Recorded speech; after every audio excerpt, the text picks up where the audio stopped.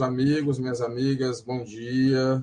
É uma grande alegria chegarmos a esse momento, que é um dos momentos mais importantes que nós temos na academia, momento em que nós celebramos uma trajetória, né, de um agente do campo, já usando aqui nosso linguajar praxeológico. Então,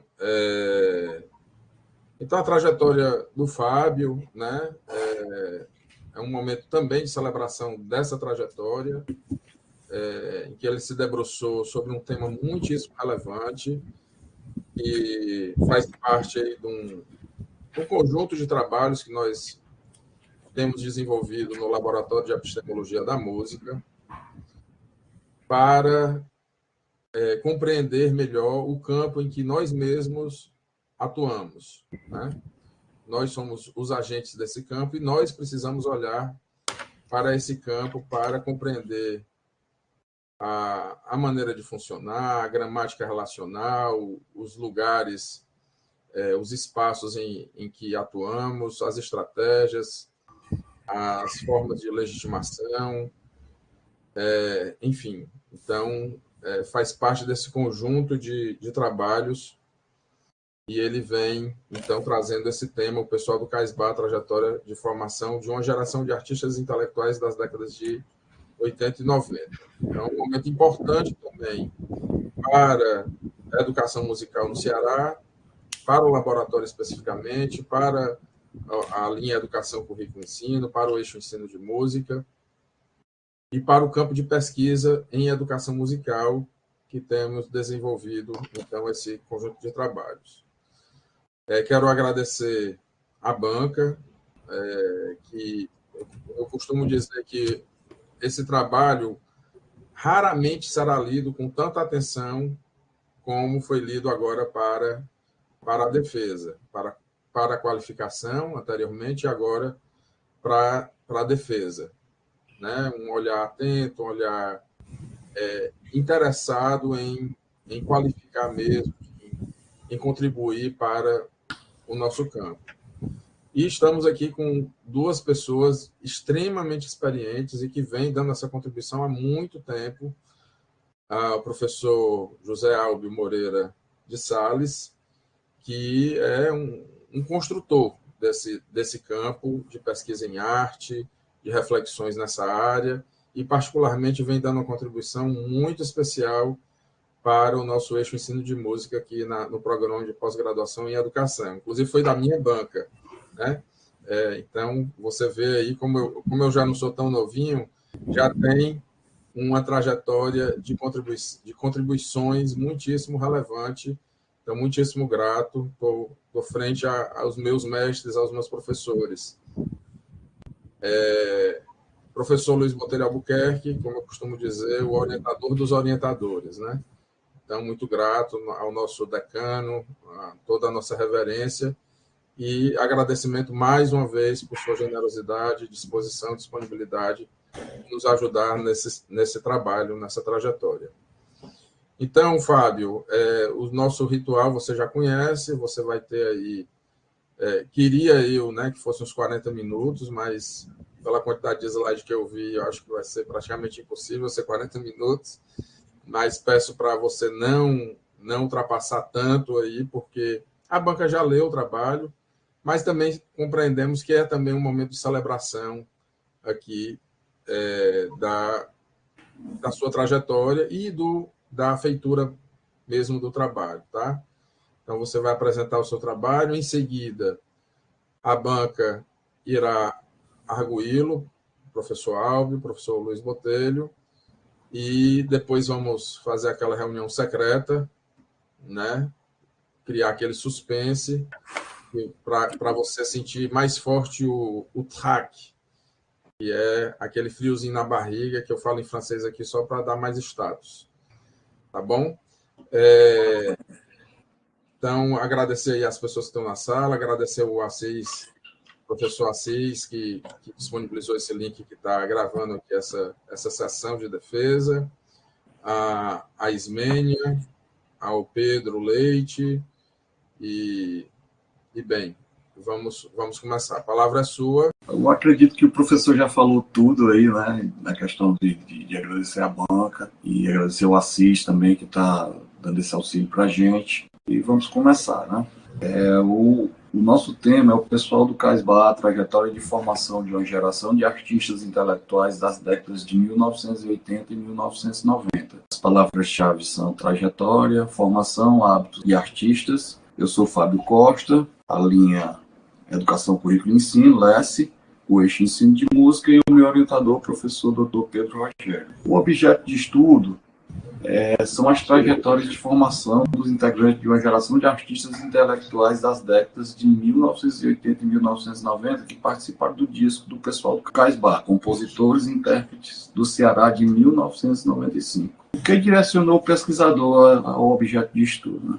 Primeiro foi uma entrevista com o Joaquim Ernesto, que foi o idealizador do CAISBA. E a partir dessa entrevista, nós procuramos escritos, né, que se conectassem com a nossa pesquisa. E achamos vários, né, lá no repositório da pós-graduação, do programa de pós-graduação.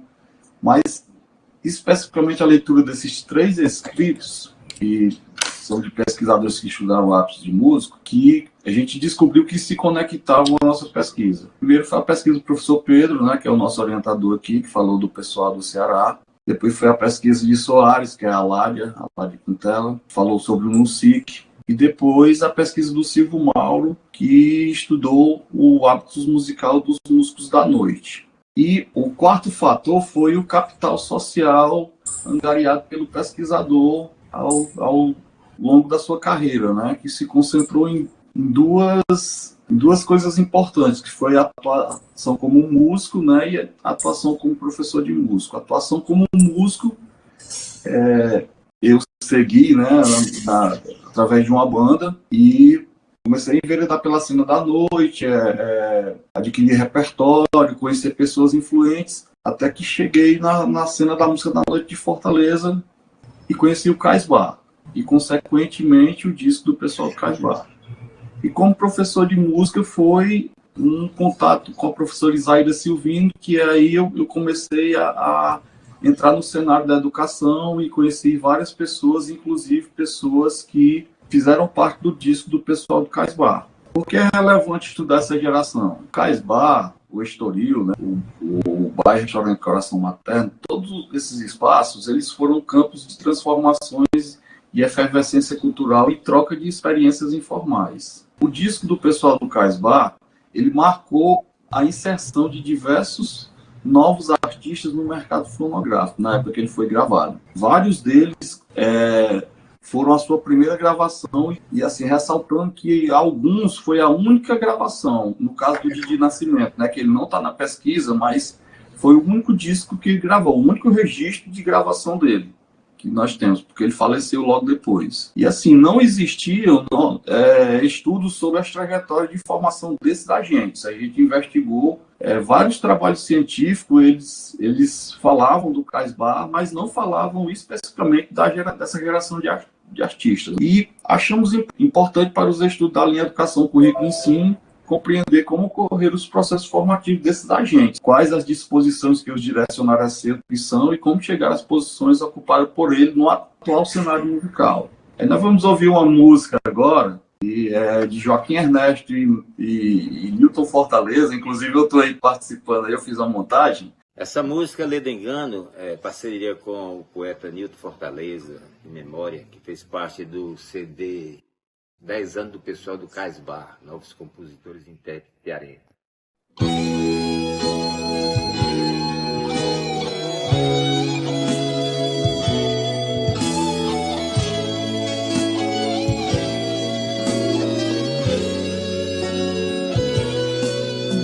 Se pensas que o crime não compensa, perfeito por baixo do pano, se existe poesia tão imensa, lê do engano, lê do engano, lê do engano, por engano, por engano.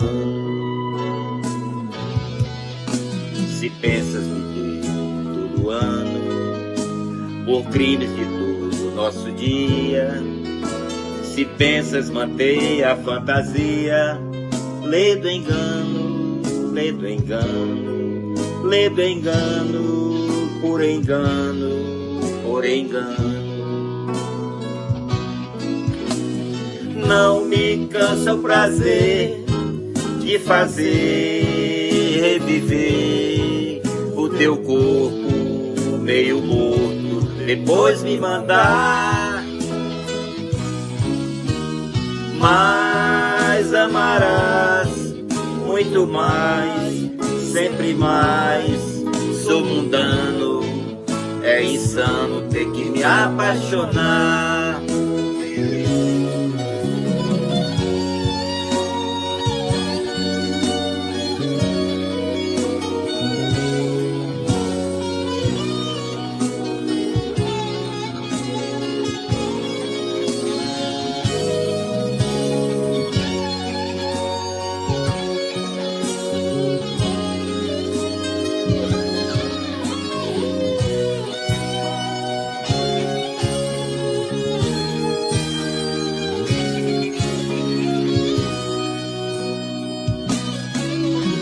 Se pensas viver todo ano, por crimes de todo nosso dia, se pensas manter a fantasia, lê do engano, lê do engano, lê do engano, por engano, por engano. Não me cansa o prazer de fazer reviver o teu corpo meio morto, depois me mandar. Mas amarás muito mais, sempre mais. Sou mundano, é insano ter que me apaixonar.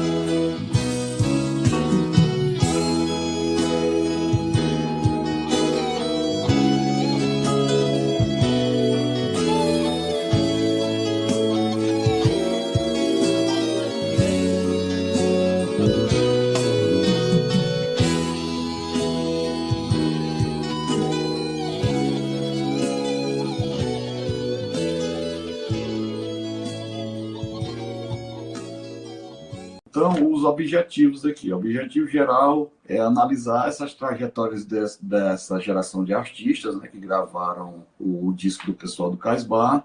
Os objetivos específicos: investigar a influência do ambiente familiar para a formação do hábito musical desses sujeitos, no caso agentes, né, que fizeram parte dessa geração de músicos intelectuais. Compreender como as estruturas sociais, culturais e escolares contribuíram para a construção de relações que resultaram na aquisição de capitais e relacionar a utilização desse disco como meio de visibilidade dos agentes, para que eles alcançassem consagração e legitimação e o reconhecimento da cena musical. E aqui nós temos a definição do campo, que são dois discos, disco 1 e disco 2. Aqui o disco 1 são 30 homens e 4 mulheres, né? Coloquei todas as categorias aqui: compositores, intérpretes, vocais, arranjos, produtores, aí os instrumentistas aqui, teclado, violão. E aqui nós temos o disco 2, com 43 homens e 6 mulheres. Nós observamos logo aqui que foram poucas mulheres, né? Como sempre, as mulheres são bem poucas, principalmente na época, né, na música da noite. E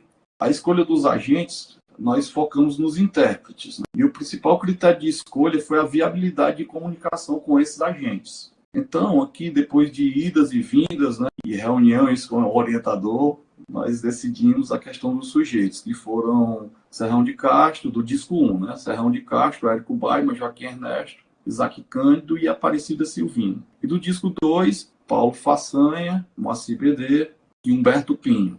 A metodologia. A metodologia da pesquisa, a abordagem foi qualitativa e a pesquisa se desenvolveu em 3 momentos. Primeiro, a pesquisa bibliográfica, a gente foi buscar no repositório do PPGE, na plataforma da CAPES e em sites da internet. Prodanov e Freitas falam que a revisão de literatura tem um papel fundamental no trabalho acadêmico, pois é através dela que você situa o trabalho dentro da grande área de pesquisa da qual faz parte, contextualizando. O segundo momento foi das entrevistas semi-estruturadas com os agentes participantes. Elas tiveram duração de 1 hora pelo Google Meet e foram divididas em 3 blocos de perguntas.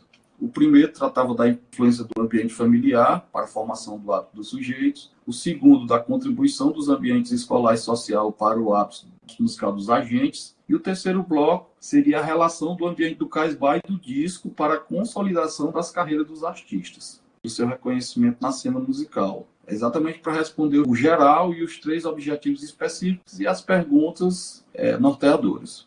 O terceiro momento foi a análise e a verificação dos dados. Essa análise, o fio condutor foi o conhecimento praxeológico de Pierre Bourdieu, com as noções de hábitos, né, para compreender a formação do músico e os modos como ele se apropria dos modos de ser, dos objetivos e das normas do campo artístico. A noção de campo se trata desse espaço estruturado onde os agentes orbitam e lá acontecem as lutas simbólicas por espaço. No caso do pessoal do Casbah, foi por espaço e por uma visibilidade no campo. E a noção de capital, esse capital cultural, que é um conjunto de qualificações intelectuais que são incorporadas por esse sujeito e são absorvidas primeiramente através da família, depois da escola, né? E o capital social, que são esses relacionamentos, essas amizades que viabilizam a inserção do agente no campo onde ele orbita. E a noção de capital, né? Principalmente o capital simbólico aqui, que é esse crédito conferido ao agente pelo reconhecimento relacionados às suas práticas culturais propriamente ditas. Aí vamos aos resultados. Esses resultados preliminares da análise da literatura, a gente descobriu que existiam marcos relevantes de escritos referentes à história da música popular. Os primeiros textos, eles datam do final da década de 20, especificamente em 1928, com o ensaio sobre a música brasileira do escritor Mário de Andrade. A contribuição do PPGE-UFC é muito grande para os estudos sobre a história da música cearense, e principalmente do hábito musical. Também descobrimos, através de escritos de autores cearenses, a importância dos bares, né, para a consolidação da carreira dos artistas, tanto de autores cearenses como de autores nacionais. E a caracterização do ambiente que a gente pesquisou, que foi o ambiente do Casbah. Aqui nós vemos as fotos de alguns bares, né? Café Nice, em 1950, que foi onde Ataúfo Alves começou sua carreira. O Bar do Divino, que é no Rio de Janeiro, né? Onde Roberto Carlos e Tim Maia tocaram no começo da sua carreira. O Bar do Anísio, que é aqui em Fortaleza, que é da década de 60, onde Belchior também transitou no início da carreira. O Bar Cartola, de 1950, onde Paulinho da Viola e Nelson Cavaquinho também transitaram no início de suas carreiras. O Bar do Vaval, década de 70, aqui em Fortaleza, que ainda existe, e foi onde Fagner e Ednardo começaram a praticar violão. E o Bar Balão Vermelho, na década de 1960, ele ficava no térreo do edifício Jalce, aqui em Fortaleza, e foi onde Roger Rogério e Fausto Nilo frequentaram também. E aí nós fizemos a pergunta, o que se tornou o pessoal do Casbah?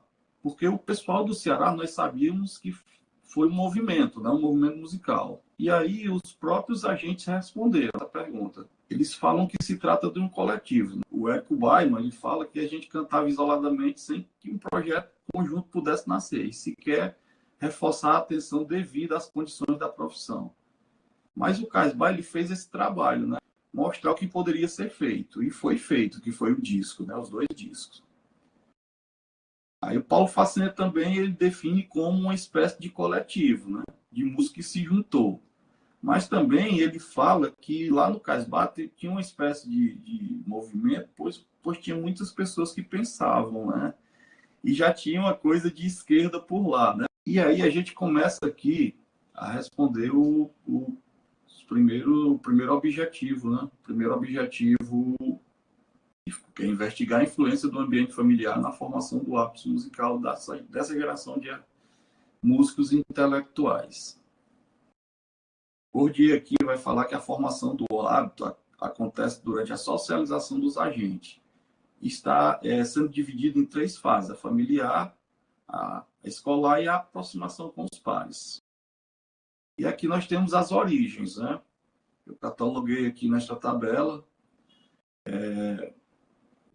os agentes, né? profissão dos pais, número de irmãos, naturalidade e a classe social. Todos são de classe média.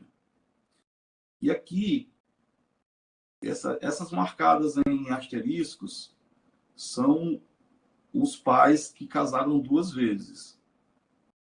O pai do Joaquim Ernesto casou 2 vezes, o pai do Paulo Façanha casou 2 vezes, e o pai do Isaac Cândido casou 2 vezes. E a gente percebe aqui que quase todas as mulheres exerciam a função de dona de casa, a não ser a mãe do Paulo Façanha, que era cabeleireira também, né? E a mãe do Isaac Cândido, que era costureira, mas só costurava para casa. E a mãe do Serrão de Castro, que era corretora de imóveis. A gente observa também que aqui nós temos o Joaquim Ernesto, que era do interior, que era de Pedra Branca. Temos o Isaac Cândido, que é de Oroz, né? Aí nós temos 3 de Fortaleza, Paulo Façanha, Aparecida e Moacir. E nós temos 2 que não são do estado do Ceará, que é o Érico Bailo, que é de Barbacena, e o Serrão de Castro, que é de Belém do Pará. Mas o Serrão de Castro, ele fala que, como ele veio muito pequeno para Fortaleza, ele não... Lá em Belém, na cidade dele, ele é um turista, né? Porque ele incorporou os costumes de um cearense. Para passar. Contra a questão das mulheres, né? De Senha, de Seminato, e Alves, ele fala que a mulher ainda mantinha seu papel exclusivamente voltado para a maternidade, sendo rigorosa no cuidado da casa e na educação dos filhos, completando o papel do pai, que, como era uma sociedade patriarcal, né, que exercia autoridade e que se responsabilizava pelo sustento financeiro do lar. Tanto que no relato do Joaquim Ernesto, ele fala que o pai dele formou todos eles, né? Fala que tem advogado, tem engenheiro, que é ele, vários profissionais em várias áreas, né? E que a mãe dele exercia a função de dona de casa do lar, como quase todas as mulheres desta época. E aqui a gente começa a ver a influência do ambiente familiar. Érico Baima fala aqui que a mãe dele sempre teve atividades relacionadas à arte. Na família dele sempre foram comuns a situação que a música foi presente. Faziam vários grupos musicais e a influência principal dele é a mãe dele. E a questão dessas idas ao cinema, de comprar discos, trilhas sonoras, ir a festivais. Já o Humberto Pinho, ele fala que a principal influência dele foi o pai, a mãe e os tios. A mãe dele tinha habilidade musical, ela era cantora, e ele acha que a veia musical mais forte dele foi da mãe dele, que é a interpretação. E aí também tinha aquele esquema de agrupamento musical na família dele, que eles se reuniam para tocar, mas era mais voltado para a área dos metais. Tanto que o Humberto Pinho ele começou a aprender com a escaleta, né, que ele pegou em casa. Já o Joaquim Ernesto, as influências foram do pai dele, do tio e de uma irmã que tocava acordeon. As situações comuns na família são rodas de violão no terreiro de casa. Já o Paulo Façanha, a família dele é musical, pai, irmão, avós e os tios, todos são músicos. Ele diz que todo mundo na casa dele tocava, né? O pai dele sempre foi músico, mas não exerceu profissionalmente. E ele acha que a veia artística dele veio da avó paterna, que tocava violão. Tinha um tio também que cantava e tinha outro que tocava violão. Aí ele fala que na casa dele só rolava música boa, né? Instrumental, chorinho, música clássica. Então ele, desde pequeno, ele conhecia esse repertório, que de melhor havia na época. E assim, ele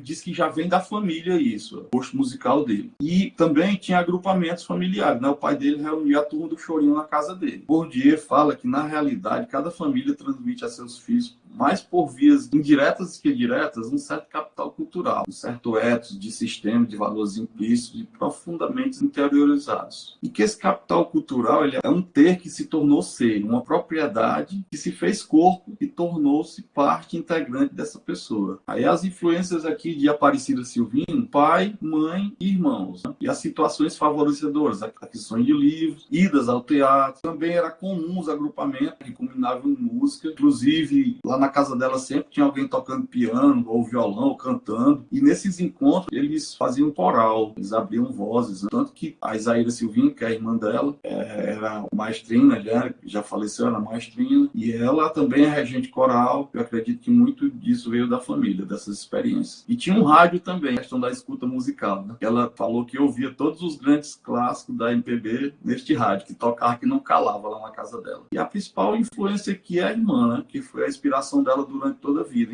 Inclusive, o grande medo dela era o pessoal ficar comparando ela com a Isaíra. Claro que ela não iria superar a Isaíra. Isaíra é referência.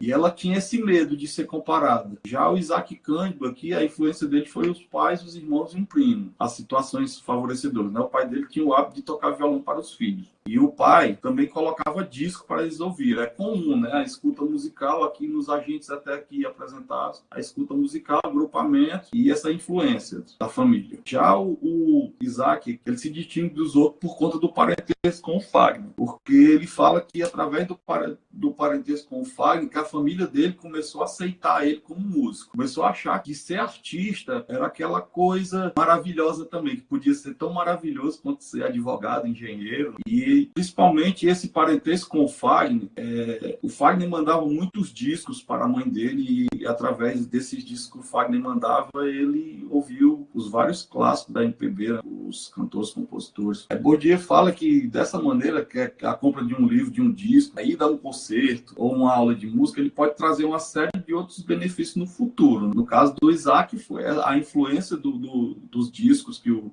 Fagner mandava foi muito importante na formação dele. Né? Desse modo, ele podia falar também, desse modo, trata-se que um caso tipo de capitais acumulados, que poderão ser convertidos em vantagens em um momento posterior. Ou seja, pode ser convertido em capital financeiro, né? Um capital social. Mas CBD, a influência dele é o pai e o irmão. Ele tinha um irmão que tocava sanfona, a casa dele sempre foi de festa. Né? E encontro de música também, agrupamento de música. Ele é músico por causa do pai dele e do irmão dele, que tinha uma escola de samba dentro da casa dele, é o Enviados de Alá. Ele aprendeu a tocar todos os instrumentos dessa escola, inclusive o instrumento de bateria. Né? Aqui aparece também a questão da aquisição do capital objetivado, né? Que é a compra de discos. Também era comum as idas ao cinema. Serrão de Castro, a influência dele principal, a mãe, o padrasto e tia. Ele ia muito à casa da tia dele para escutar a música. Mais uma vez aparece a escuta musical, uma situação comum a todos os agentes. Ele escutava muitas músicas. Já o Serrão, ele ia a locais onde havia música ao vivo. Enquanto uns iam ao cinema, ao teatro, essas coisas, o Serrão já ia a locais onde havia música ao vivo. E a programas de televisão, de calouros, né? Onde ele ia para a plateia assistir com os pais. Então, essas referências familiares, elas constituem parte importante da formação humana. As profissões desenvolvidas pelos pais, irmãos mais velhos, parentes próximos, tornam-se referências de comportamento e das funções que se esperam ser desenvolvidas pelos indivíduos. O Rogério falou isso. Vai passar. E aí a gente passa para o segundo objetivo, é compreender como as estruturas sociais escolares contribuíram para a construção de relações que resultaram na aquisição de capitais. Uma CBD que tem a formação superior em música incompleta. Aí as situações, ele não teve muito estímulo musical na escola. Começou a ser músico muito cedo, lá na escola de samba do pai dele, e ele disse que sempre teve muita dificuldade na escola, que foi um péssimo aluno e não conseguia se adaptar. E daí começou o inferno dele na escola, né? Porque o colégio era tudo voltado para o vestibular e não tinha nada humanista, segundo ele. Não tinha nada voltado para as artes e para ele era um pesadelo. E ele também não concluiu o nível superior, porque quando ele chegou lá no curso de música, ele pegou logo aquelas disciplinas muito teóricas, né? E não se identificou com o curso. Érico Baiman, ele tem, a primeira formação dele foi em informática, depois pela FATEC, Faculdade de Tecnologia de São Paulo, e depois ele fez administração de empresas na Unifor e a pós-graduação em artes. Né? Situações favorecedoras. Nos primeiros anos da escola, eram eventos muito específicos, em que era comum um amigo sempre se reunir no recreio para ouvir música. Ele fala que alguns colegas traziam disco, outro toca disco, e para ele era a troca de informações musicais da forma mais lúdica possível. Já no pré-vestibular não havia estímulo musical. E ele começou a estudar violão nessa época por influência dos amigos dele. E aí ele começou a estudar sozinho, como sempre fez a vida inteira. Isaac Cândido não tem formação superior, só cursos de aperfeiçoamento, mas é um exímio produtor. Hoje ele se destaca mais como produtor musical do que como propriamente cantor. Já aqui nas situações favorecedoras, a escola favoreceu muito a ele, porque ele disse que a primeira vez que subiu no palco com aquela história de ter um microfone, de ter uma aparelhagem de som para ele cantar, foi no palco da escola. Aí, quando foi no pré-vestibular, ele conheceu várias pessoas que faziam música em Fortaleza, que ele cita o Robson Medeiros, a Verônica, que é uma cantora de axé, e a cantora Eliane, que estourou no forró, né? E tudo isso aconteceu no GEL e no Raquel de Queiroz. E lá tinham festivais de arte também, nessas escolas. E todos esses amigos dele se apresentavam lá. Ele não se formou, ele disse que fugiu foi cedo, porque a música sempre foi o plano A dele. E aí ele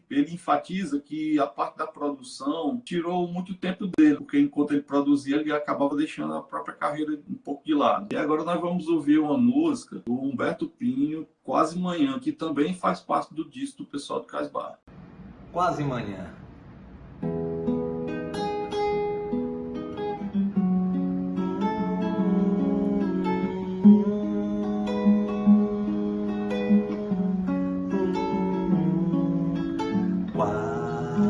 Manhã, quantos homens hão de ser felizes, quantos corpos hão de estar saciados pelo vício do prazer.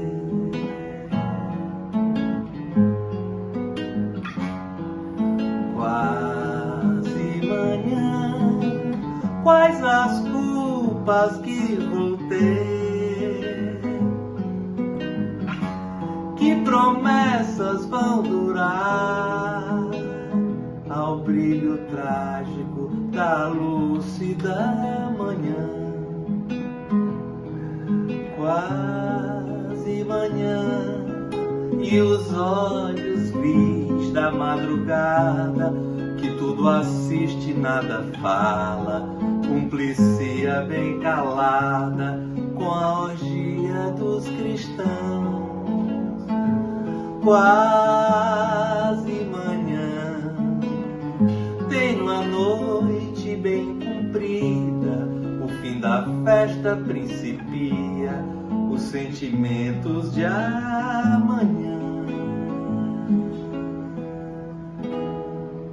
Aí chegamos a Paulo Façanha, que ele tem superior em música incompleto. E no colégio dele, no primeiro colégio dele, não tinha nada com a música. E o primeiro contato de música que ele teve foi com os festivais escolares cenecista, mas foi em outros ambientes, não era no ambiente que ele estudava. E ele disse que na escola era meio complicado, porque ele não podia tocar lá, então ele levava o violão e deixava no barzinho, em frente ao colégio. Aí depois da aula que ele se reunia com os amigos para tocar esse violão. Aí depois que ele entrou na faculdade, ele também teve aquela mesma coisa do Moacir BD, porque ele achava que quando chegasse na faculdade ele já ia pegar no violão. E aí veio uma disciplina para ele que não tinha nada a ver, né? É o que geralmente acontece, porque quando você chega na faculdade, você acha que já vai sair aprendendo a tocar, que já vai tocando, e não é assim, né? E aí ele fez 2 meses de faculdade e desistiu. E nós temos o Humberto Pinho, que, ao contrário dos outros, é licenciado em música. E aí já aparecem várias interações. No primário, eles eram da mesma classe, o Davi Duarte e a Aparecida, e ele.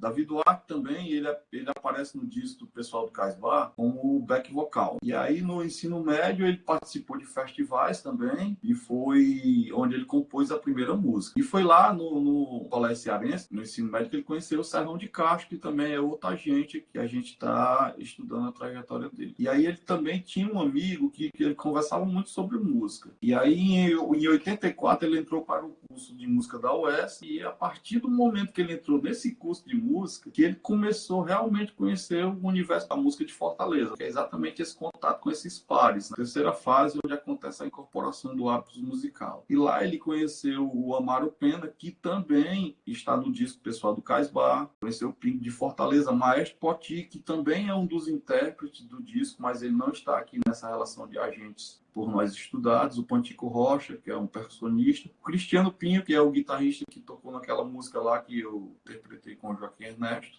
está no disco também, mas é instrumentista. E aí ele disse que a partir desse curso de licenciatura em música que ele começou a fazer os contatos, ou seja, essa network dentro do meio musical de Fortaleza, que ele começou a obter essas relações sociais que o levava a transitar realmente no campo. Serrão de Castro, bacharel em Direito, tem pós-graduação em Direito Processual Civil. Ele conta que lá na escola dele, na Cidade das Crianças, foi lá que ele ganhou o primeiro concurso de música. Isso foi coisa bem informal. E no ensino fundamental, que é o primário, a função dele sempre era cantar uma música nas apresentações, quando era o Dia das Mães e outras datas. E aí ele, comumente, ao Paulo Façanha, ele participou dos festivais da Senec também. Foi a primeira experiência dele. E aí, nos anos 80, ele participou do festival do Marista Cearense. E aí, lá, ele ganhou um festival concorrendo com o José Sabadia, que é um cantor conhecido. E aí, ele atribui significado a essa conquista porque foi um incentivo para que ele continuasse. O José Sabadia já era conhecido e ele estava começando. A Aparecida Silvina, ela tem licenciatura em música incompleta e cursos de extensão. Uma curiosidade da Aparecida aqui, que ela, quando ela entrou no conservatório, ela já lia e escrevia partitura, porque ela foi alfabetizada através de um projeto da UDA Laje, que as crianças poderiam ser alfabetizadas musicalmente mesmo antes de ir para a escola. E aí, quando ela entrou no conservatório, ela já sabia ler e escrever música. E aí ela fala que nunca quis se formar em música, por conta daquela comparação com a Isaíra. Mas cursou até o 8º semestre da UES e depois desistiu. Mas sempre continuou estudando. E aí, a situação favorecedora, além da convivência com a irmã dela, é porque ela teve a oportunidade de estudar com um grande mestre, que foi o Holter. E ela passou um período em São Paulo estudando com ele. E também com os maiores mestres de música a Isaíra trazia para a UFC. E ela fala que os diplomas dela são todos de extensão, pela UFC e dos cursos que ela fez nos Estados Unidos e nas aulas com o Kohlhalter. Mas ela deixa claro para os alunos dela que a aula dela é baseada nos resultados da experiência de vida dela. Que ali não é uma escola, mas que as aulas dela são resultado da experiência de vida dela, ou seja, de um hábitos incorporado ao longo de toda a vida dela. E aí, nós temos as perguntas norteadoras aqui. Será que o ambiente do Cais Bar teve influência direta ou indireta na formação musical desses artistas? Será que o Cais Bar funcionou como uma espécie de escola musical da noite para os agentes? E aí Bourdieu fala que compreender é primeiro compreender o campo com o qual e contra o qual cada um se fez. E aí o Joaquim Ernesto fala que a intenção dele colocar o Cais Bar foi porque ele chegava nos cantos, nos locais, né, nos bares, e o pessoal não deixava ele tocar. Então o objeto de disputa dele, nessa época que ele colocou o bar, foi um local para que ele pudesse se apresentar, né? E aí, as influências do ambiente do Cais Bar, né? O Érico Baiman fala que as principais influências dele foi o Tarcísio Sardinha, que era um violonista, o Haroldo Araújo, que era um baixista, Edson Távora, o Carlinhos Ferreira, que era saxofonista, Carlinhos Crisóstomo, Luiz Duarte, baterista, e Ana Fonteles, cantora. Ele fala que uma das principais situações que favoreceu a ele foi o investimento do Cais Bar em música, CD. E quando ele chegava lá para ouvir, geralmente o Cais Bar recebia os trabalhos bem antes de eles conhecerem esse trabalho. E também a questão de que todos entendiam a interpretação dele. Ele fala que não havia pensado nisso antes, mas ele crê que essas são as maiores contribuições que eles deram, né? Que foi dar valor a ele. E aí ele fala da convivência com a Ana Fonteles, que influenciou muito ele na interpretação dele. E ele lamenta de não ter tido a oportunidade de falar isso para ela, né? Como todos os outros aqui, os intérpretes, eles tiveram várias influências dentro do Cais Bar. Amaro Pena, que é as influências do Humberto Pino, né? Amaro Pena, Ana Fonteles. Aí já aparece a Aparecida Silvino aqui. Eles têm interações desde a escola, né? O Davi Duarte, aparece o Serrão também, o Macaúba, que é um instrumentista, Pardal também, que é instrumentista, e o Edson Távora. Aqui na fala do Humberto Pinho, a gente já responde aquela pergunta da escola, né? Ele diz: o convívio que eu tive na época que eu frequentava o Cais Bar pode ser considerado como uma escola, porque você acaba aprendendo, trocando as ideias musicais. Aí ele fala de algumas pessoas que ele conheceu lá, né? E que aquela troca de informações, ela acaba somando aos nossos conhecimentos musicais. O convívio também com a Ana Fonteles e a Aparecida Silvino, que fazem parte disso, e eles tiveram um grupo de canto, onde eles tinham aulas de técnica vocal. E aí ele fala que a convivência com essa turma foi legal em termos de criação, né? Influenciou da parte de composição dele. Já o Joaquim Ernesto, as influências dele foram Tarcísio Sardinha, o Macaúba e o Pardal, por conta da identificação do Joaquim Ernesto com o Chorinho. Aí ele fala que as situações favorecedoras que ele veio compor mesmo foi depois que entrou no Cais Bar, que conheceu esse pessoal. E ele ressalta que vinham os melhores músicos da cidade, e aí ele desenvolveu com o convívio com esses músicos. De estar ali na roda de violão com eles, compondo, ele desenvolveu musicalmente. Já o Paulo Façanha, ele destaca como a principal influência dele do ambiente do Cais Bar, o Tarcísio Sardinha, né? Todos eles se influenciaram em músicos que frequentavam lá. Ele diz que, na época, o Cais Bar era a própria cena da música cearense, que lá era como se fosse um centro para os dos músicos, principalmente dia de segunda-feira, que os músicos não tocavam e estavam de folga, e todos iam para lá, porque tinha um projeto lá, Alternativas Musicais, que os músicos, era comum os músicos darem canja lá nesse projeto. E aí ele fala que o músico que influenciou ele foi o Tarcísio Sardinha, porque ele tocando era como uma aula de música. Aí já vem a parte da escola de novo, né? De onde ele estava, ele respirava música, que aprendeu muito cantando com ele, né? Sardinha acompanhando o Paulo Façanha. E aí ele fala também que queria ter estado mais com ele, mas por conta das gravações, eles meio que iam por caminhos diferentes. E ele faz um reconhecimento, que se perguntasse a ele qual músico que representa o Cais Bar, sem dúvida seria o Tarcísio Sardinha, que inclusive ele já é falecido. Isaac Cândido, as influências dele dentro do Cais Bar: Carlinhos Ferreira, Carlinhos Patriolino, Luizinho Duarte, Tarcísio Sardinha aparece de novo e Haroldo. E ele fala que as situações que favoreciam ele do Cais Bar, porque o nível era muito alto, tanto da galera que tocava quanto da música mecânica. Então, ele teria que estar estudando, né? E ele sugava das pessoas que estavam lá, né? Muitas vezes vendo o músico tocar, né? Aquele negócio brechar o músico. E ele fala que os músicos estavam muito à frente, né? Ele tocava muito, que aprendeu muito com os músicos, e isso foi importante para a carreira dele. E aí ele ressalta a importância do Haroldo Araújo, que foi importantíssimo para a carreira dele, principalmente na forma de produzir. E aí o Serrão de Castro fala que as influências dele dentro do Cais Bar, do ambiente, foram o Newton Fiores, o Elis Mário e o Tarcísio Sardinha também aparece, né? Aí aqui ele enfatiza que o Cais Bar foi uma escola, uma universidade com especialização, mestrado, doutorado e PhD.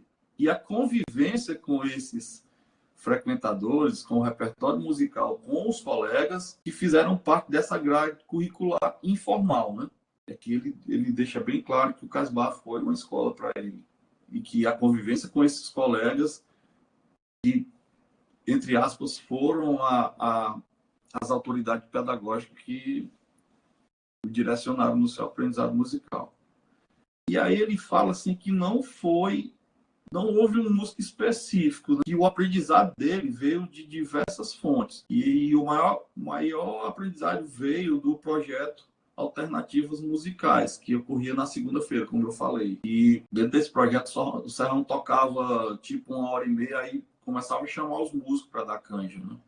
E aí nessas canjas apareciam músicos famosos, né, como Cássia Eller, Luiz Melodia, vários músicos se apresentaram lá, Roger Rogério, né, Belchior. E segundo ele, esse projeto foi a maior fonte de aprendizado para ele dentro do Cais Bar. E foi o último grande movimento do Cais Bar. E aí Monteiro vai falar que bares como o Cais Bar, eles foram emblemáticos como um espaço para a interpretação e a fruição dessa MPB, e que essa reflexão ela reforça a percepção da necessidade de dar luz a esse conjunto de artistas que teve esse ambiente da noite de Fortaleza como a sua principal escola, e que formou esse subcampo específico dentro da música cearense. E aqui nós temos a contribuição do ambiente do Estúdio Iracema, porque esse estúdio ele foi criado depois da gravação do disco, e ele funcionou como uma forma de facilitar facilitação para as gravações, como também a emancipação das atividades culturais, porque só existia um estúdio em Fortaleza, que era o Pro Audio Studio, e aí o Joaquim Ernesto teve a ideia de colocar o estúdio Iracema, né? Eu vou passar aqui a parte do Paulo Fassan, que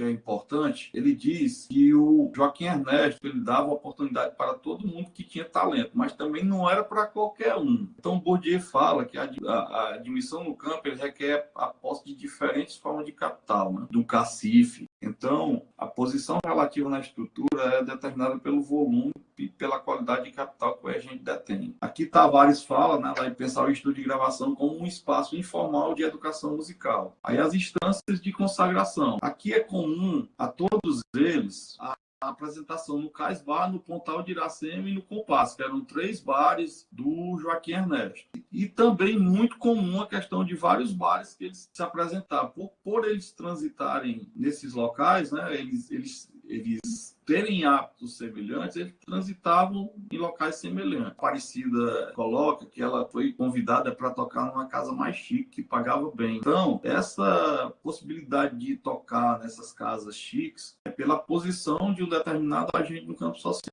que assim pode ser definida pela posição que ele ocupa. Todos esses bares aqui, eles eram estabelecimentos muito bem frequentados. Portanto, quando o artista conseguia se apresentar lá, né, ele tinha que ter um currículo e o credenciasse a trabalhar nesse local. Aí os shows, né, aqui foram shows de mais importância que eles colocaram. Cândido aqui, Humberto Pinho. Os shows do Humberto foram mais dos CDs dele. Já o Moacir BD se apresentou em festivais de música instrumental, né? Aqui a gente destaca a questão do Humberto Pinho aqui, porque ele disse que a primeira pessoa que deu a oportunidade dele de subir no palco foi o Jabuti, né? E Bourdieu fala que esse poder simbólico é um crédito, é o poder atribuído àqueles que obtiveram reconhecimento suficiente para ter condição de impor o reconhecimento. Aqui o disco como meio de visibilidade. Paulo Fassan diz que o disco foi um importante bem cultural. Antes da gravação ele não tinha carreira consolidada e começou a entrar na cena coladinha ali com o pessoal do Cais Bar, e o disco foi como um pontapé inicial. O Érico Baima diz que trouxe outra cara e reconhecimento para os que dele participaram.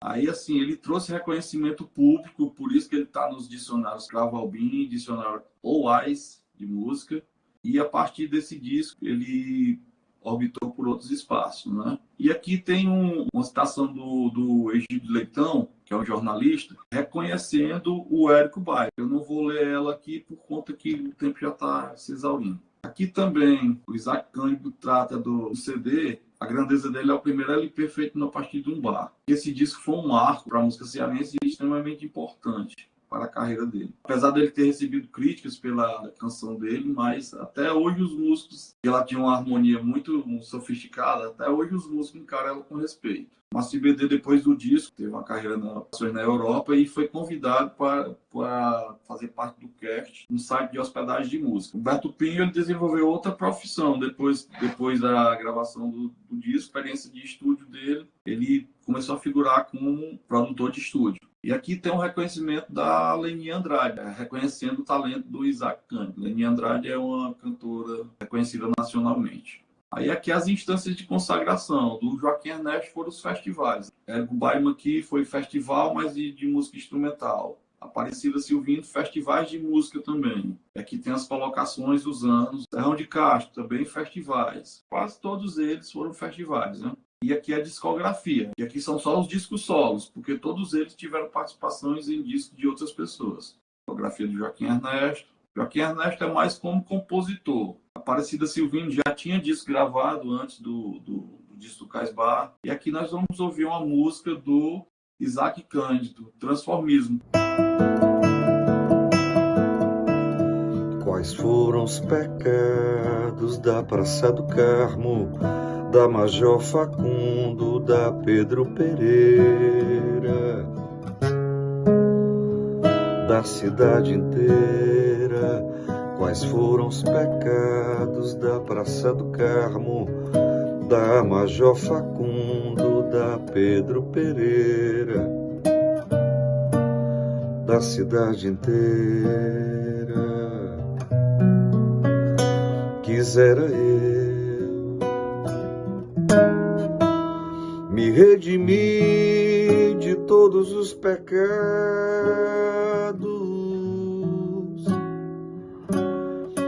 Se houvesse pecados,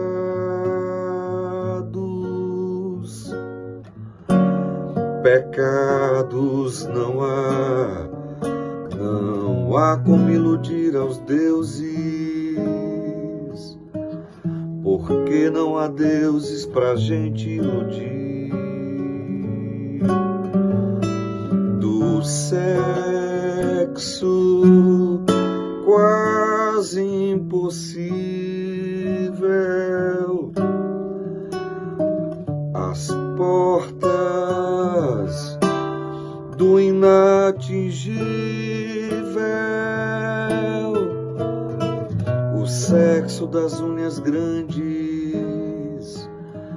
dos anéis brilhantes, das roupas coladas, rondando as esquinas pelas madrugadas, que não são meninas de contos de fadas, são para elas eles, são para eles elas, e para alguns são nada.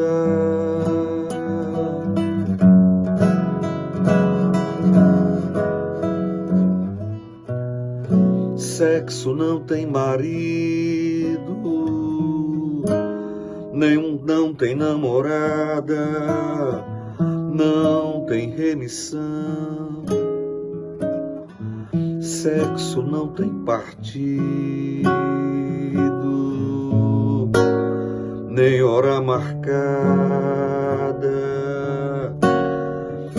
Quais foram os pecados da Praça do Carmo, da Major Facundo, da Pedro Pereira, da cidade inteira?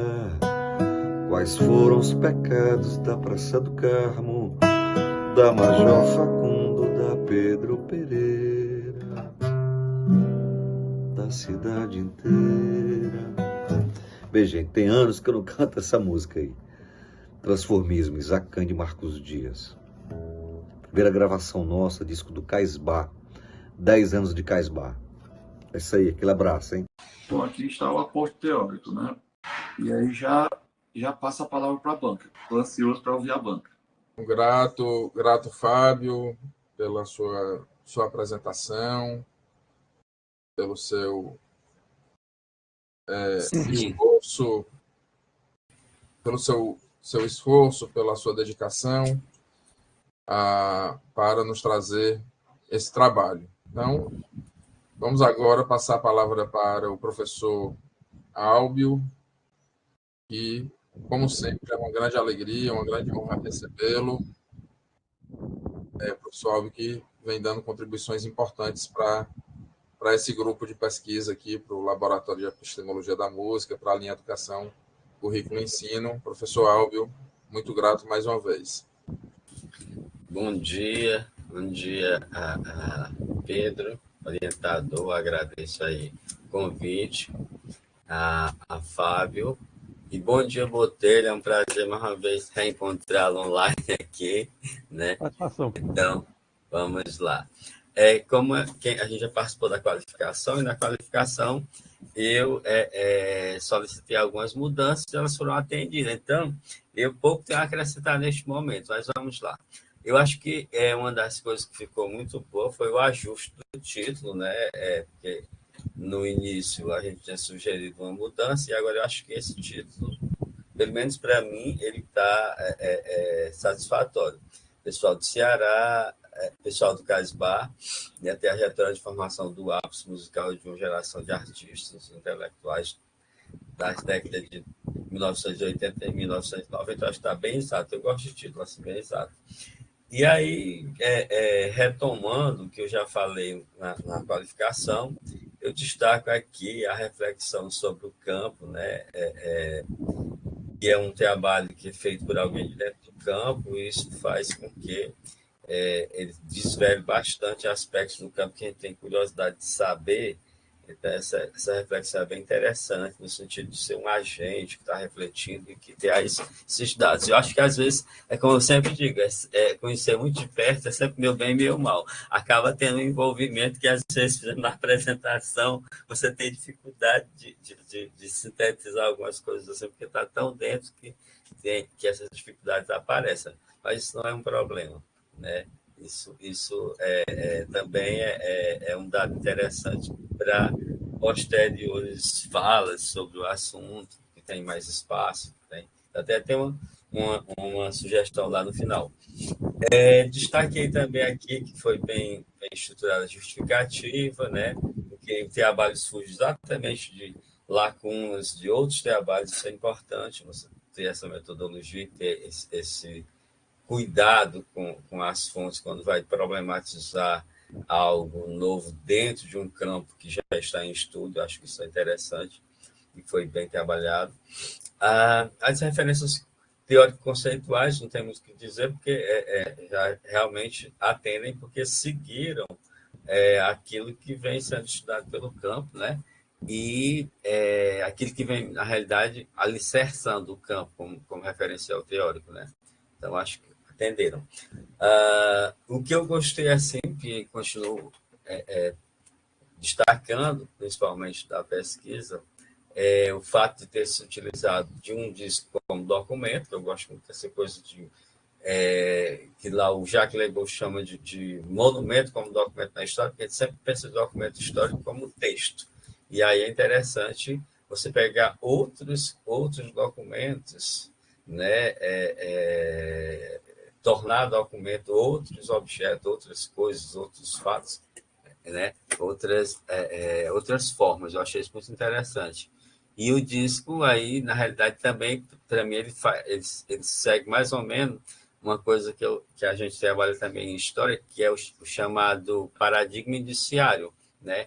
E esse paradigma indiciário, na realidade, é uma criação do Carlos Gisburg, que é um italiano, que ele diz que, através desse paradigma indiciário, você vai tendo possibilidade de interpretar aspectos da realidade que estão, muitas vezes, não tão visíveis. Então, você trabalha com os indícios, né? E aí esses indícios vão te desvelando aspectos da realidade. Eu acho que essa é uma coisa interessante da pesquisa também, o fato de trazer esse disco como algo que vai desvelar aspectos da realidade e, a partir dele, você vai, então, investigar mais e saber mais. Mas a janelinha do paradigma indiciário está lá no disco. Achei isso interessante. Acho que é uma boa contribuição para o campo de estudar educação musical, também por esse fato de trabalhar com discografia, né, e a história dos espaços, de espaços de apresentação, que ao mesmo tempo são espaços de formação, e nessa perspectiva também de falar da trajetória, né, desses atores, da formação. Então, você abarca a questão do espaço, abarca a discografia. Acho que isso foi bem interessante no trabalho, né? O problema, como a gente falou antes, foi reestruturado, realmente está bem colocado, a metodologia também atende, e acho que a discussão de dados foi colocada de uma forma muito ampla, realmente conseguiu abarcar bastante os dados.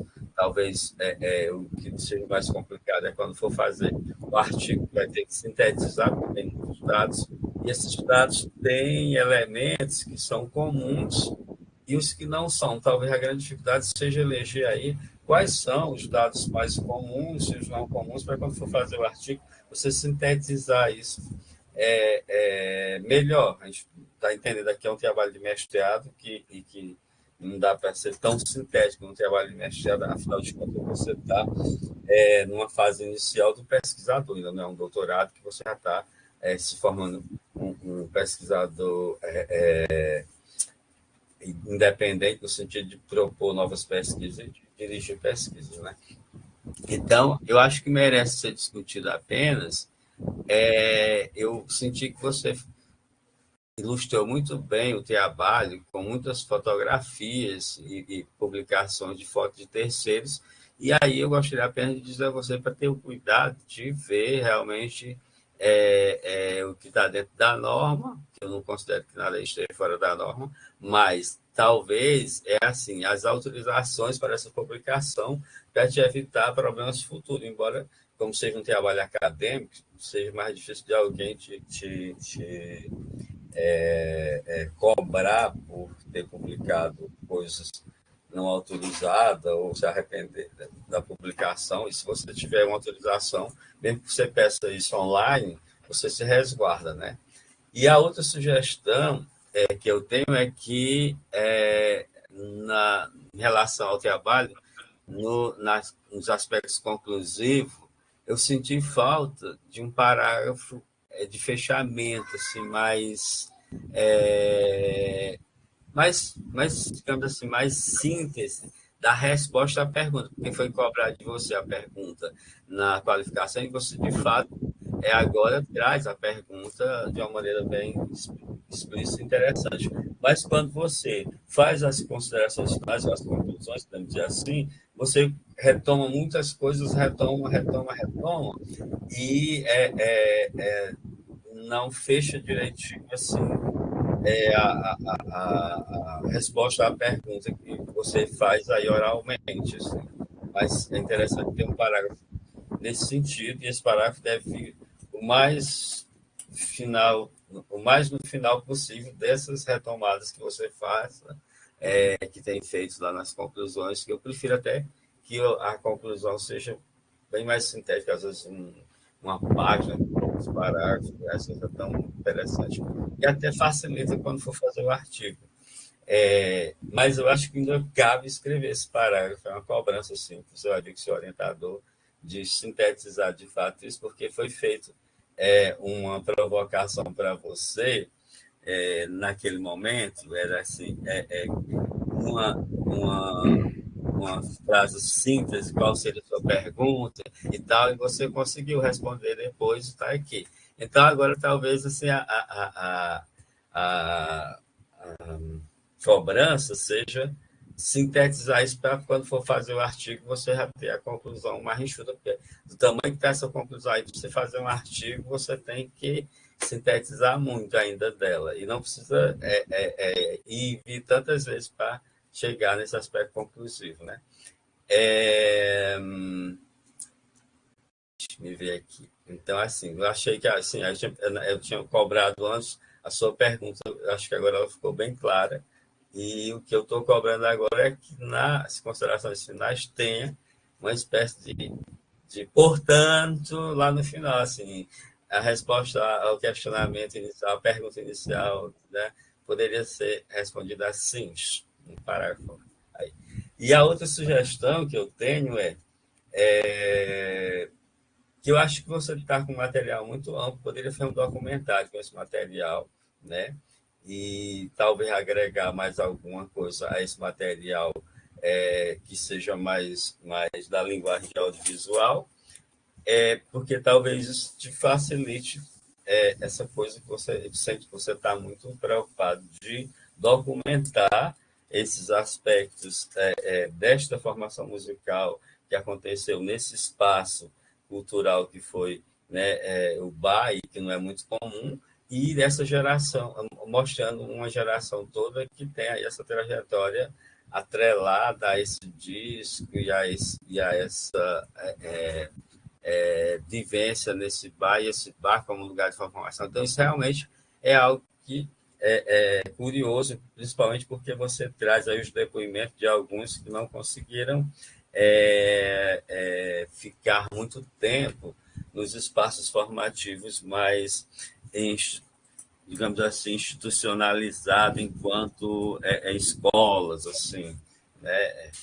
E isso é interessante.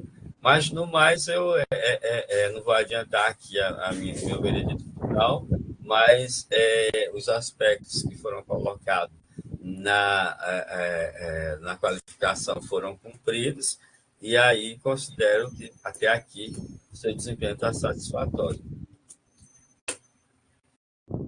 São essas as minhas contribuições, professor Pedro. Gratíssimo, professor Álbio. Achei a sua indicação muitíssimo importante em relação às conclusões, às considerações finais, deixar mais claro, é realmente muito importante, e só tem a melhorar. E a todas as suas indicações e reforço de coisas positivas, né, que tem no trabalho e de possibilidade de desdobramentos também são muito bem-vindas, né, e fortalece aqui o nosso trabalho também, ter essa sua indicação.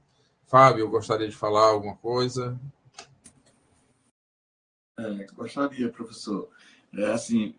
Agradecer ao professor Álvaro, né, primeiramente, e dizer para ele que a contribuição dele na qualificação foi extrema. Depois eu fui assistir e aí eu fui pontual nas questões que ele me pediu. E assim, depois que eu li o trabalho agora, depois que eu entreguei para vocês, né, eu acho que eu já li umas 5 vezes ele. Eu já li umas 6 vezes. Ontem eu li ele de novo, até 1h30 da manhã. Aí, assim, eu encontrei erros clássicos de questão de formatação, eu já fiz tudo. E essa questão da conclusão, eu também senti falta quando eu fui ver. E aí, aquela parte da minha trajetória, eu acredito que não seja importante nessa hora aí, que seja mais a resposta do trabalho. Da parte do trabalho, é o que está faltando. Aquele parágrafo, quando o senhor me provocou da outra vez, né? E eu respondi na ponta da língua. É esse parágrafo que está faltando. Então, terminar aqui, vamos voltar para as conclusões e resolver o problema. Ok. Ok, muito grato aí, professor Alves, mais uma vez. Suas contribuições são realmente da melhor qualidade e nos ajudam muito.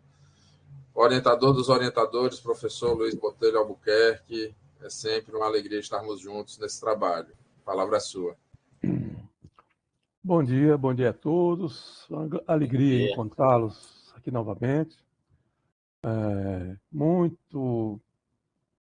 Fico muito contente com esse encontro fraternal com o professor Álvaro, nessa construção de significados que nós estamos procurando fazer, nesse domínio comum das artes e da atividade intelectual.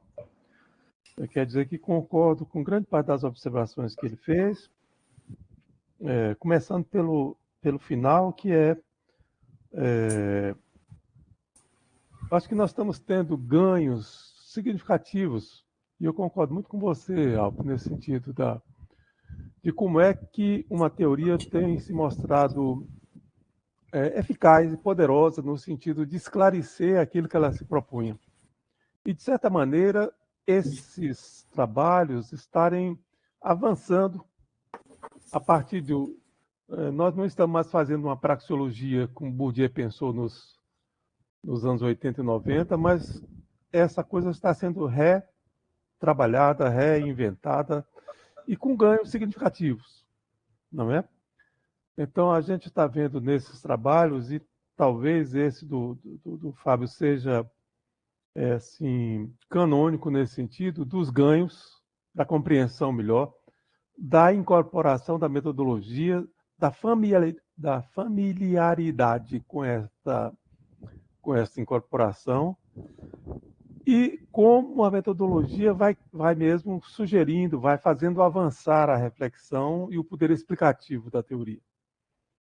Então, é muito gratificante ver esses ganhos, professor Pedro, porque é muito o seu trabalho, né? Que é essa coisa de levar a sério um tipo de construção teórica, incorporar isso no discurso e fazer avançar. A metodologia aí é o cuidado, essa coisa que Fábio precisou de tanto tempo para ir fazendo no relato, porque é mesmo isso. É o detalhe, o cuidado do detalhe que vai fazer o ganho explicativo. E é o que vai resultar no crescimento do conjunto desse trabalho. Aí, então, eu começo até fazendo uma pergunta. Será que a gente não teria conseguido fazer um link, porque a partir do seu relato, Fábio, as segundas-feiras do Casbah seriam, assim, momentos de aprendizagem musical cooperativa, né? Quer dizer, todo mundo fazendo junto, trocando essas experiências, um aprendendo com o outro, sem nenhuma preocupação de natureza pedagógica, mas fazendo efetivamente isso que algumas pessoas, né, nesse nosso núcleo mesmo, estão trabalhando nessa perspectiva de uma aprendizagem cooperativa. Quer dizer, você aprende ao ensinar e ensina ao aprender, como querem vários autores reconhecidos, e isso tudo funcionando muito bem por conta dessa tragédia acadêmica escolar, que é a quantidade de gente que foi para esse lugar porque foi expulso pela escola, né?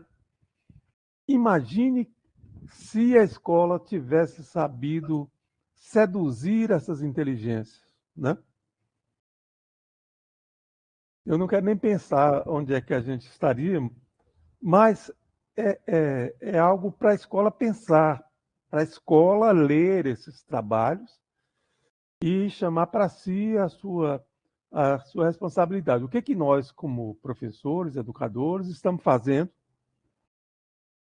que, de certa maneira, empurra as pessoas para uma bodega para encontrar ali o que não se tem na escola, não é? Essa, então, é uma coisa interessante mesmo para a gente pensar, porque são os achados desse tipo de trabalho que tem que ser incorporado pela academia como tal. É isso. Não precisa dizer mais nada. Segundo, terceiro, acho que nós estamos avançando também muito num tema particularmente espinhoso, que é quando nós vamos procurar compreender de uma maneira objetivada as dimensões do capital cultural, principalmente, a gente tem tudo pronto para o cenário europeu. Quer dizer, eu conto quantas vezes foi no teatro, quantos ingressos, quanto isso, quantos aquilo, né? Isso não dá nada certo aqui, porque nós não frequentamos museus. Os museus fazem um esforço para chamar as pessoas para dentro, né? Para melhorar um pouquinho essas contagens, mas não temos a prática. E aí, dessa maneira que você está trabalhando, é possível nós, então, propormos uma nova maneira das quantificações necessárias para essa avaliação do capital cultural, né? E aí, como nós vivemos os resultados remotos de uma colônia escravista, que fazia o possível para que as pessoas não se educassem aqui, porque a escola aqui era o mínimo necessário para manter a organização burocrática funcionando, mas os intelectuais mesmo iam estudar na própria Europa. O Pedro começou essa nossa sessão com uma brincadeira seríssima, precisão inglesa, né? E é outra maneira de dizer, eu sou educado em Coimbra, né? Sou um bacharel em Coimbra, sou um licenciado em Coimbra. E é isso, então, que a gente precisa reconhecer como os ganhos que esse tipo de trabalho e esses trabalhos como todos estão nos trazendo. Numa área que até bem pouco tempo a gente teria maior dificuldade de encontrar uma literatura e que hoje a gente começa a ter uma literatura absolutamente relevante. Quer dizer, nós estamos fazendo aqui e respondendo aqui uma pergunta que um Caetano faz acho que em 78, 79, existirmos, a que será que se destina? Né? Então, essa resposta a essas questões fundantes desta nossa identidade que começam a aparecer através dessas questões. E Aldo estava sugerindo um documentário, eu concordo com ele, mas eu já encaminharia esse documentário para o doutorado, porque está muito perto, né? E talvez no doutorado a gente tenha a chance de fazer. Aí tem vários eixos que vão se desenhando de uma maneira muito feliz. Quer dizer, a gente transformar e criar os critérios de legitimação para a dimensão institucional desses trabalhos. Quer dizer, um bar não é uma bodega que você vai lá cuspir no chão. Não se trata disso. Tem uma dimensão educativa que nós precisamos reconhecer. Porque, neste momento, a gente está fazendo uma crítica severíssima à academia. E é isso que nós precisamos ter a modéstia, a decência de reconhecer. Não é? E aí, explorar o que a gente está vendo é que essa instituição, chamada CAISBAH, está no começo da exploração. Porque muitas coisas estão aí apenas indiciadas, como muito bem lembrou o Alba. Os indícios estão aí, mas a gente precisa agora aprofundar isso. E fazer com essa instituição o que a gente fica encantado de ver quando esses nossos intelectuais que servem de modelo pegam uma figura qualquer, com essa corujinha, e fazem uma análise meticulosamente rigorosa, vai até as últimas consequências, centenas de páginas sobre um pingo de tinta aqui. Está aí, esse CAISBAH merece centenas de páginas, por tudo que ele está prometendo de revelar, e coisa que está mais do que significado e com segurança na qualidade do que foi produzido, das pessoas. Não é? Então, com isso eu quero parabenizar o orientador e orientando pela conclusão dessa etapa, dizer que gostei muito de ver esse trabalho, que de fato o campo começa agora com segurança a se manifestar. O campo está tomando consciência de si com segurança. O campo está refletindo sobre si mesmo, através dos seus autores, agentes autorizados. E esse é um momento assim que me deixa muito feliz, porque é isso que a gente, como a gente sonhou com isso nesses últimos 50 anos, não é? Foi uma reflexão cuidadosa, amadurecida, e que reflete a qualidade desse trabalho intelectual que é possível fazer com música. E eu até, de vez em quando, brinco dizendo que música pode dizer tudo, e talvez algumas coisas só possam ser ditas através de música, e que é o caso aqui. Talvez só a música possa nos ajudar a compreender o que foi que aconteceu, por que foi que nós passamos, como é que nós sobrevivemos a tudo isso, e qual a natureza desta construção intelectual que estamos fazendo através da música sobre esse tempo. Com isso, eu quero parabenizá-los, então, por esta construção que a gente está completando provisoriamente essa etapa, porque esses trabalhos não têm fim. Não é? Esta você leu nessa madrugada umas 3 ou 4 vezes, e isso é próprio mesmo desse trabalho. É isso que evidencia a qualidade, quando a gente se volta novamente a um texto. A cada leitura descobre que tem imperfeições, isso é próprio do trabalho perfeito. Não é? Nunca se fecha, ele está sempre aberto. Lendo o seu trabalho, me lembro muito de um texto que fez minha cabeça quando jovem. Eu também já tive 20 anos, 18 anos. E uma vez me caiu nas mãos um livro chamado As Minhas Universidades, de um cara chamado Gorky. Não é? Que é isso?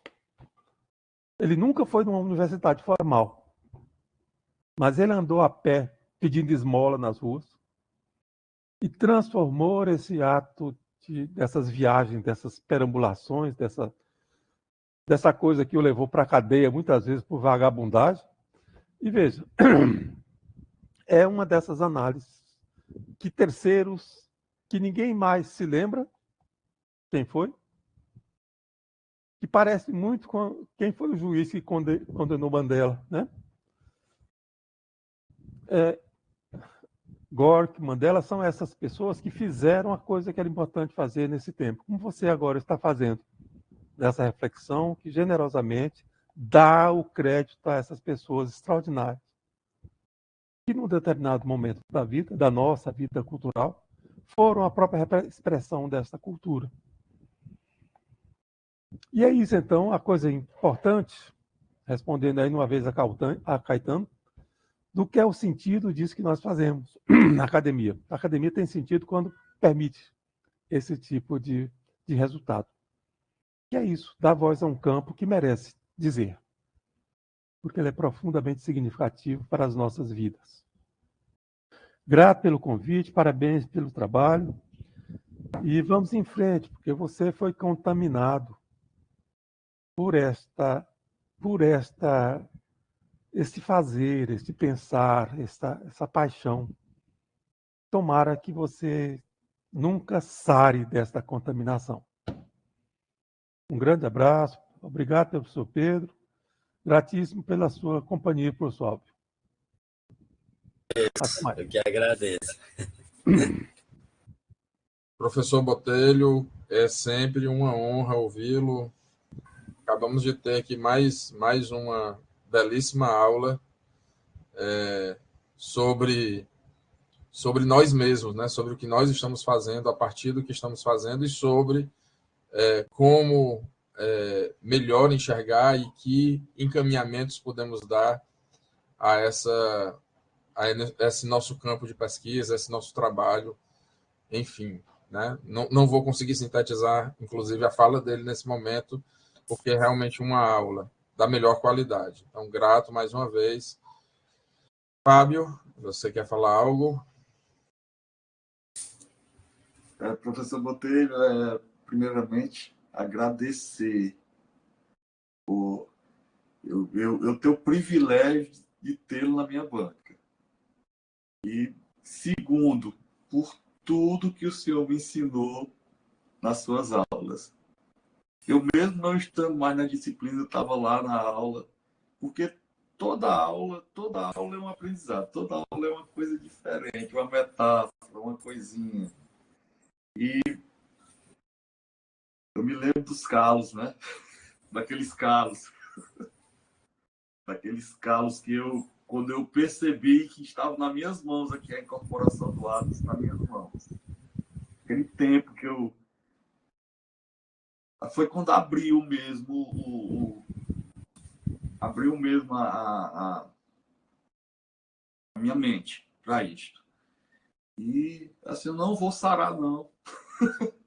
A gente tem muitos planos, eu e meu orientador aqui, a gente tem muitos planos. E assim, eu fiz questão, professor, porque eu vi nos outros trabalhos que não tinham muitas coisas referentes ao que estava sendo feito no campo. Aí eu fui buscar aquilo porque é importante para o campo. E seja reconhecido aquilo que tem sido feito. E quanto à questão dos agentes também, eu vi nas entrevistas dos agentes que muitos deles não se reconheciam.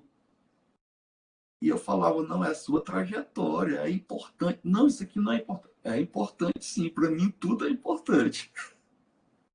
E assim, resultou nesse trabalho, né? E, assim, só agradecer o professor aí, o professor Botelho, o professor Álvaro. Sim, professor, tinha uma coisa que eu queria responder ao professor Álvaro. A questão das fotos, eu peguei todas com o Joaquim Ernesto e eu acredito que são todas do Jacques Antunes. Então, eu vou falar com o Joaquim Ernesto para ele pedir uma autorização, né? Para a gente poder estar documentado quanto a isso. Sempre bom ter. Essa indicação do professor Álvaro leve a sério, porque isso vai ficar publicado, vai ficar no repositório, né, institucional, né, ad eterno. Então, daqui a 10 anos, vai que você pisou no calo do Joaquim Ernesto por algum motivo e ele vai querer se vingar de você. Espero que isso nunca aconteça, mas nunca se sabe. Então, é importante seguir aí os caminhos institucionais pela segurança institucional mesmo sua e nossa, né? Da própria pesquisa, da validade da pesquisa em especial. Quero registrar que nós estamos aqui na sala com os agentes do campo, né? Elismário, ele não foi um dos entrevistados, mas foi muito citado. Ele está aqui na sala, então, grato aí pela sua presença. Ao final da banca, se você ainda estiver aqui, gostaríamos de ouvi-lo também. E uma coisa interessante, né, que eu brinco, meio que brincando, né, uso a palavra transubstanciação, que é tornar algo que não tem valor em algo que tem muito valor. Transformar uma substância em outra, né? Uma transmutação, que é esse processo de desinvisibilização, né? Tornar visível o que antes era invisível. E você faz isso, e essa sua fala agora, inclusive, em relação aos agentes, de você, como pesquisador, perceber a relevância de aspectos que o próprio agente, o próprio músico, o próprio artista não percebe. Que isso é fruto de todo um projeto de desvalorização da arte, em especial da arte brasileira e, mais especificamente ainda, da arte cearense. A ponto do cearense não querer se reconhecer como cearense. Não, eu sou brasileiro, não sou cearense. Não bote em mim esse título pessoal do Ceará, porque regionaliza. Quando você olha para Dorival Caymmi, ele canta a Bahia de A a Z. Caetano Veloso canta a Bahia de A a Z. E não deixa de ser brasileiro. Não diminui a sua obra, pelo contrário. Milton Nascimento canta Minas Gerais de A a Z. Mas nós, cearenses, tem alguns que acham que dizer que é do Ceará, colocar isso como uma marca, diminui muito o seu valor no mercado, porque aí a gente está falando mesmo de mercado. E isso vem de onde? Isso vem desde quando nós produzíamos açúcar para o Portugal, para a Espanha, para a Holanda. Nós produzíamos açúcar aqui e não podíamos vender nem para quem quisesse. Era obrigado a vender somente para Portugal. O Portugal é que dizia, olha, você que está me vendendo vai me pagar tanto. Você não pode dizer quanto é que você vai me pagar. Então, quem está vendendo não pode nem dizer quanto é que vale. Quem diz é o comprador. E aí, por analogia, e aí para a gente, são questões para a gente refletir no futuro, sobre esse ambiente de precarização do trabalho do artista. Então, essa capacidade de reinvenção de um espaço que é um bar, que se direciona ao bar porque não pôde se direcionar a outro lugar. Então, que inicialmente seria uma precarização, e é uma precarização, porque se pudesse estar no Carnegie Hall ou no Municipal de São Paulo, estaria lá, mas não pôde, não houve essa possibilidade. Sendo assim, vamos usar aquela máxima popular, transformar um limão numa limonada, né? Então, vamos inventar. O Cais Bar é o nosso Carnegie Hall. É a nossa grande vitrine. E conseguir fazer isso mesmo. O que é interessante é, de fato, conseguir fazer isso. A ponto do palco do Cais Bar se tornar um lugar de disputa. Os artistas queriam subir naquele palco. Quem conseguisse subir naquele palco está ali com a nata da intelectualidade fortalezense, cearense, com os políticos mais renomados, com os artistas mais renomados, com os escritores mais renomados, frequentando aquele ambiente, recebendo artistas nacionais, né? Tem foto com a presença de alguns artistas nacionais ali frequentando. Eu mesmo estive ali com o Sérgio Ricardo, por exemplo, só para dar um exemplo. Estive na mesma mesa com ele, um artista e cineasta da melhor qualidade, da maior importância, também meio invisibilizado, mas da maior importância, reconhecido pelos pares. Então, um espaço que se tornou mesmo. E como Caisbar, tivemos outros espaços, como The Wall. Né? Então, há essa capacidade de nos reinventarmos, de não querer, de não precisar ou de não desejar ir para o Municipal de São Paulo, e sim querer ir para o Caisbar, naquele contexto, e esse seu espaço de consagração, é muito interessante. E essas trajetórias desses artistas que ali frequentaram, quando você nos apresenta a trajetória, a gente vê uma série de outros espaços importantes, como os festivais, como os estúdios, e nos dá uma visão de campo, que é o que nós estamos querendo, compreender como é que esse campo se organiza, se estrutura, quais são os espaços de legitimação, que posições os agentes estão ocupando, que espaço nós, aqui na academia, estamos ocupando dentro desse campo. Então, uma série de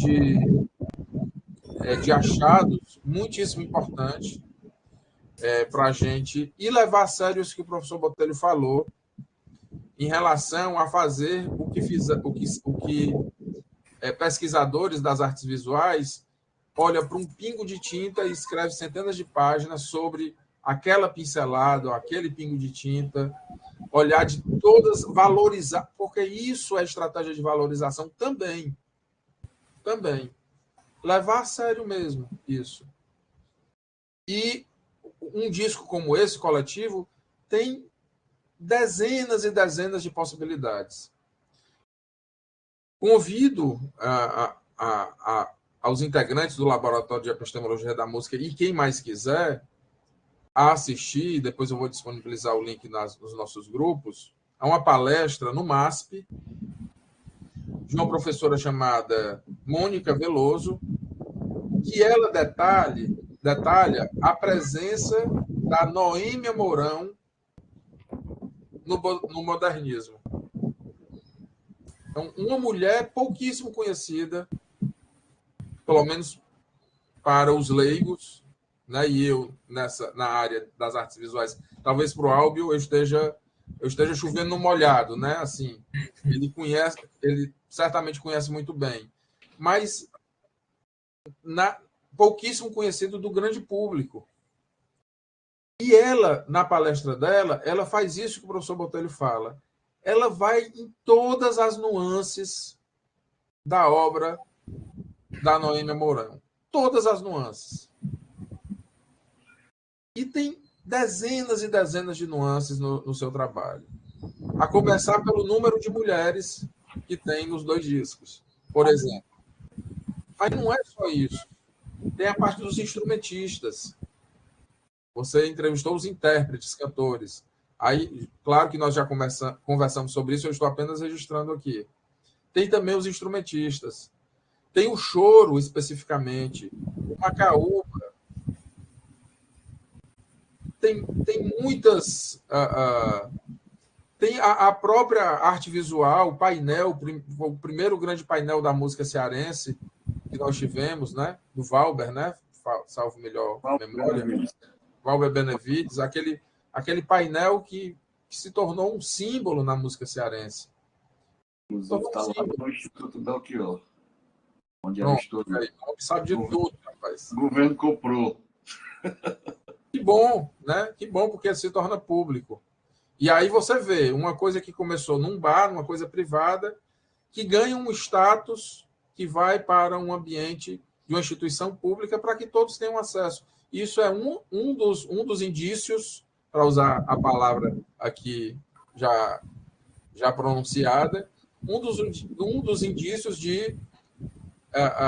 que nos leva a perceber a relevância, né, de todo esse ambiente, de todo esse trabalho. Mas, bem, eu poderia ficar falando aqui até umas 4 da tarde sobre esse trabalho, e quero terminar assim, reconhecendo a excelência do Fábio, não apenas como pesquisador, como a gente está vendo aqui, mas na qualidade de integrante de um laboratório, que entendeu como é que um laboratório funciona, que nós precisamos nos ajudar mutuamente, precisamos nos dar as mãos, esse espírito mesmo coletivo que nós precisamos. O trabalho ele é muito solitário na escrita, na pesquisa, e aí nós precisamos ter esses ambientes de grupo de pesquisa justamente para que a gente possa compartilhar as nossas experiências e enriquecer e nos motivar mutuamente. Então, o Fábio entendeu isso, então, como um integrante do grupo de pesquisa, é uma pessoa que liderou, que inspirou outros colegas, que nos ajudou muito em muitos momentos, e vai continuar, segundo ele, né, participando do nosso grupo de pesquisa. E na qualidade também de uma pessoa, um ser humano atencioso, né, com os seus colegas, com os professores, com o trabalho, né, o bom trato. Então, são coisas que, para quem é orientador, sabe que muitas vezes isso faz uma diferença grande quando dá certo, né? Quando dá certo é uma tragédia, e quando dá certo é motivo de alegria e de registro, que é o que eu estou fazendo aqui agora, extensivo, inclusive, à sua família, à sua esposa, porque isso também é importante, né? Ter esse apoio, ter esse suporte para que as coisas caminhem. Então, concluindo, caso os professores Álvio, Botelho não tiverem nada, eu posso fazer uma chamada de WhatsApp. A gente não precisa nem desconectar aqui dessa sala, só desliga o microfone e a câmera, se quiser, mas o microfone com certeza. Eu faço uma chamada de WhatsApp e a gente conversa secretamente. Pode fazer. Meus queridos amigos e amigas, então, nesse clima aqui de bom humor, estamos retornando da reunião secreta com a banca, e aí eu vou ler aqui a ata. Vamos lá. Ata da sessão de defesa de dissertação de mestrado, Universidade Federal do Ceará, Programa de Pós-Graduação em Educação. Como parte das exigências para a concessão do grau de mestre, às 8h30 do dia 14 de novembro de 2023, realizou-se a sessão pública. Vou botar aqui, para não ficar olhando tanto de lado. Realizou-se a sessão pública da defesa de dissertação de mestrado do aluno Fábio Costa Santos. O trabalho tinha como título o pessoal do CAISBAR, trajetória de formação do hábitos musical de uma geração de artistas intelectuais das décadas de 80 e 90. Compunham a banca examinadora os professores doutores Pedro Rogério, orientador, Luiz Botelho Albuquerque e José Álvio Moreira de Sales. O candidato expôs oralmente a dissertação. Em seguida, os membros da banca procederam à arguição. E a sessão foi finalizada com a aprovação. Com a aprovação por parte da banca examinadora do trabalho, sem ressalvas. Muito bem.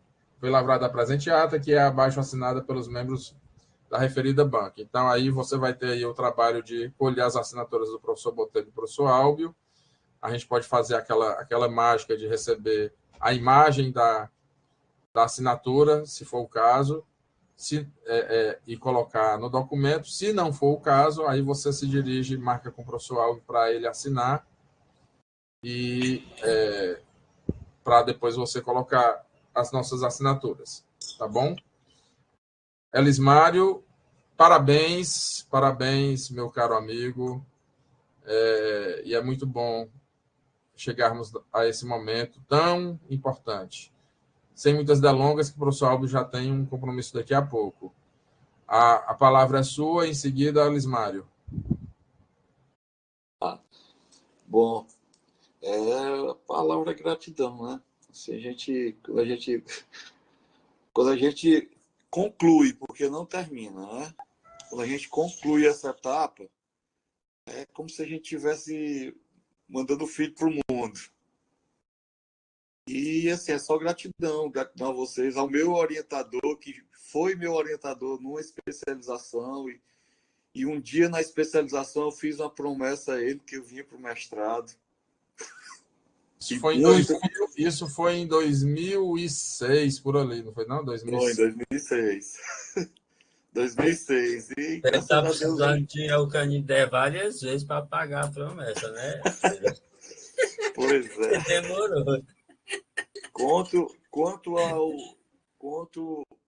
ao professor Botelho, já só em ele estar aqui e assim, do mais agradecer a todos vocês pelas contribuições de vocês. E assim, dizer para o Elismário que ele não está no trabalho, porque eu o conheci depois. O Elismário está no trabalho, ele não foi um dos entrevistados, mas ele está no trabalho. Não, ele está no trabalho. Ele não está como um agente entrevistado, isso, professor. Mas, assim, futuramente vai ser, né? Porque nós temos já um plano para fazer, né? E, assim, o eixo não vai dizer que o eixo não vai se livrar de mim. Bom. Eu vou ficar por aqui. E só agradecer e vou abrir aqui o espaço para o Elismário falar, né? Por conta da disponibilidade do professor Albi aí. Elismário, você está aqui, é verdade? É apenas um holograma. Cadê você, Elismário? Consegue falar? Tem que ligar o microfone, tá? Se ligar o microfone, funciona. Talvez ele não... Ele está no celular, pode ser que ele não esteja conseguindo.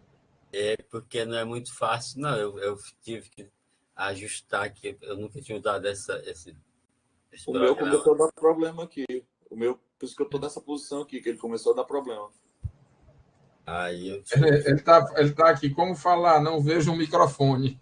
Esse é o problema. Eu acho que você tem que clicar na tela e ver clica na tela e ver se aparece o microfone na parte de baixo. Tem tipo um condensadorzinho. É na parte de baixo da tela. Ele fica oculto. Quando você clica no sentido de baixo para cima, aparece o botão no microfone. Assim, agradecer o professor Assis aí, que está aqui auxiliando, que foi o salvador da pátria. É isso aí. Importantíssimo ter esse registro. Bem, a gente fica aqui com saudade de ouvir o Elismário, mas não faltará a oportunidade de nos reencontrarmos. Grato, professor Aldo, professor Botelho. E parabéns, Fábio. Grato também pelo seu esforço e pela sua contribuição para esse trabalho nosso. Tudo de bom. Até a próxima. Até a próxima. Até a próxima. Saindo.